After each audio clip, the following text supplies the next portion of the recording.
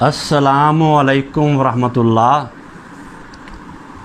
جیسا کہ اکثر لوگ جانتے ہیں کہ والد محترم حضرت العلامہ مولانا محمد اسحاق صاحب 30 برس تک جس مسجد میں قرآن و سنت کی تعلیم عام کرتے رہے، لوگوں کے دلوں کو گرماتے رہے، لوگوں کے دلوں سے زنگ اتارتے رہے، پرجوش لفظوں میں اہل بیت کا ذکر کرتے رہے اور آنسوؤں میں ڈوب کر صحابہ کے تذکرے کرتے رہے، وہ مسجد جال خانوانہ فیصل آباد میں واقع ہے۔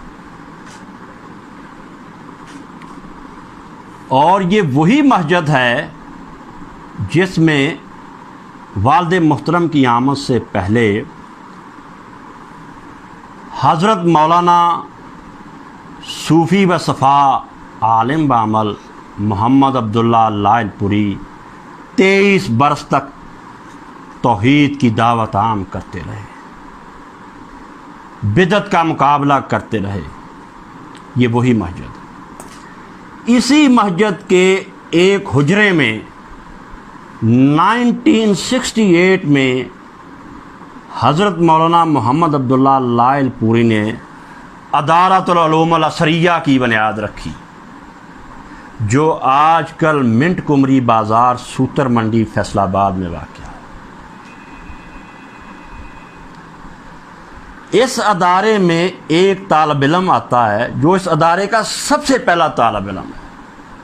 ادارۃ العلوم الازہریہ میں جو سب سے پہلے داخل ہوتا ہے، اس طالب علم کا نام مولانا ارشاد الحق اصعی ہے۔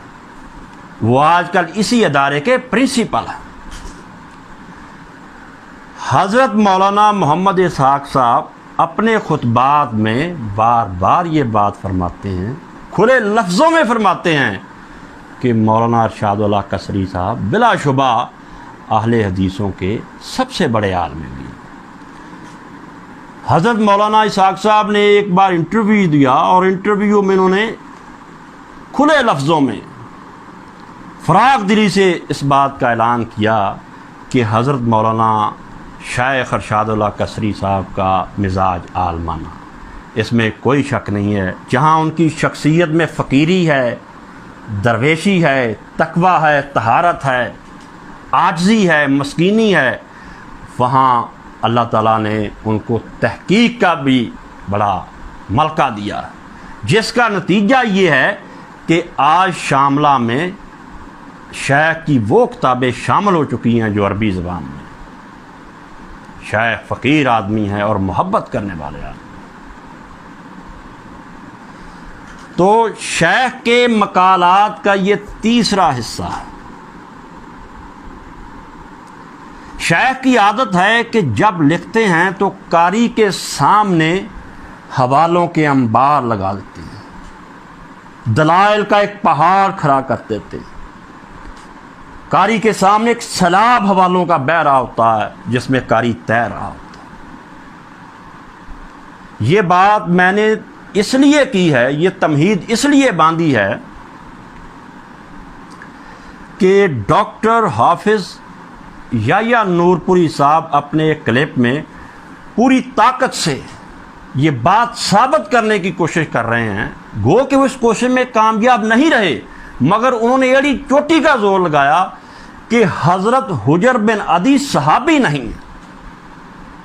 وہ کہہ رہے ہیں صحابی نہیں ہیں، اور شیخ اس تیسرے حصے میں پورے دلائل کے ساتھ، حوالوں کے ساتھ یہ ثابت کر رہے ہیں کہ حجر بن عدی رسول اللہ کے صحابی ہیں۔ اور جب دونوں کو میں نے دیکھا، ڈاکٹر نور پوری صاحب کو اور حضرت الشیخ اصعی صاحب کو، تو حقیقت بات ہے یہ ہے کہ یہ بات سامنے آئی کہ حضرت الشیخ کامیاب رہے ہیں اور وہ لوگوں کو، قاری کو قائل کرنے میں کامیاب ہو گئے ہیں کہ حضرت علی کے ساتھی حجر بن عدی رسول اللہ کے صحابی تھے اور بڑے افضل صحابی تھے۔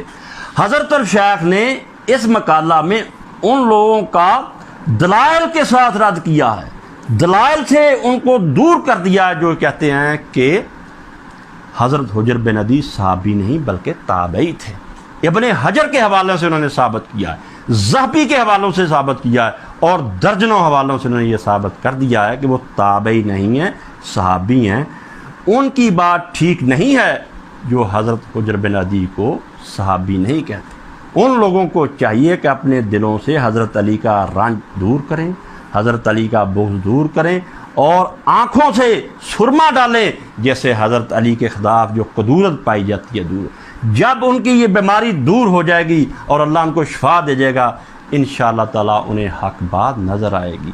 اب بہتری یہی ہے کہ جس طرح ہم مان گئے ہیں کہ شیخ کی تحقیق ٹھیک ہے، حجر بن عدی صحابی ہیں، اسی طرح ڈاکٹر صاحب بھی مان جائیں، حافظ صاحب بھی مان جائیں کہ ان کی تحقیق ٹھیک ہے، اور اپنی غلطی کو تسلیم کریں، ہمارے سامنے بھی تسلیم کریں، اور حضرت الشیخ کے سامنے بھی بادب طریقے سے پیش ہوں اور ثابت مانے کہ مجھ سے غلطی ہو گئی تھی، میں نے ایک صحابی رسول کو کیوں اس طرح تابعین میں شامل کیا. اگر وہ نہیں مانیں گے تو پھر میں یہی کہوں گا آداب ساختہ ان گیسوؤں کی کچھ نرالی ہے، بنانے سے بگڑتے ہیں، سنوارے سے بکھرتے ہیں. اللہ ہمارا حامی و ناصر.